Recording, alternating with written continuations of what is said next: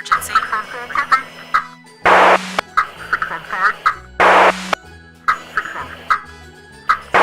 go ahead. 527 just passing through. Should be with you in about 2 minutes. Ooh, ooh, ooh, I know, pick me, over here. Ooh, ooh, I know the answer. Pick me. Come on, right here.